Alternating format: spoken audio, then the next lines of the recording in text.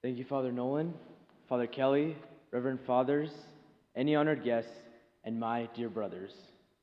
I grew up in a strong Catholic family, one that was deeply rooted in the faith. My parents were strict when it came to Sunday Kurbana, catechism classes, and the family rosary. These weren't optional, these were simply a part of our life. Even after my parents moved from India, we stayed very close to our relatives back home. My grandpa's four sisters were nuns, his brother and my uncle are priests, and there are many more religious in our extended family. So priesthood was never something foreign to me. Each time I traveled to India, I witnessed something that left a deep impression on me: my grandpa's faith. Every single day, without fail, he prayed multiple novenas, attended Kurbana, and prayed the rosary. It was so edifying to see how he planned his entire day around his prayer life. It was clear that prayer was the foundation on which everything else was built. Looking back, the Lord had started putting before me these people of great faith as a little kid, slowly preparing me for a journey I never expected. Since our home was close to DC and the airport, during my school years, many priests and even bishops who were visiting or studying in the area would often stay at our home for a few days. At first, I didn't think much of it. It was just became a part of my family's life. But as the years went on, something began to change. Every priest who came brought this sense of pastoral love and warmth that filled the whole house. They would eat with us, pray with us, laugh with us. It never felt like they were guests. They felt like family. Each priest was unique in who he was, but they all were full of life and just full of love. My parents played a huge part in this too. No matter how busy the weekend was going to be, they always made sure the home was ready to welcome the priest, especially with that amazing Indian food. Let's just say, if the way to a man's heart is through food, my mom was doing some serious evangelization. Even after the priest left, they would call or check in every once in a while, continuing that same fatherly care and love they brought at home. Their presence and joy left a lasting mark on me, and as the years went on, the thought of priesthood started to grow. Fast forward to the summer of my sophomore year in high school.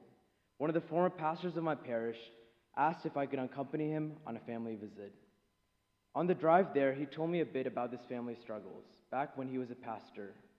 How each month he would make time to drive down, spend time with them, pray with them, and through it all, help bring them closer to Christ. When we arrived and the family opened the door, there was this instant rush of just joy and excitement. The kids ran up to him and hugged him right away. It was as if they were welcoming their own family member into their home. During our time there, I couldn't help but notice how deeply this family cherished this priest and the peace his presence brought to their home. I had grown up in a family that often welcomed priests into our home, but that day I found myself on the other side, witnessing this care and love from the family we visited. It opened my eyes to this beautiful relationship between priests and families. How a priest brings Christ to the people and the people to Christ. More than anything, I saw how a priest becomes a priest for the people. Looking back, I can see how the Lord has been revealing himself to me little by little, first through the faith of my grandfather, and then through every priest I encountered along the way.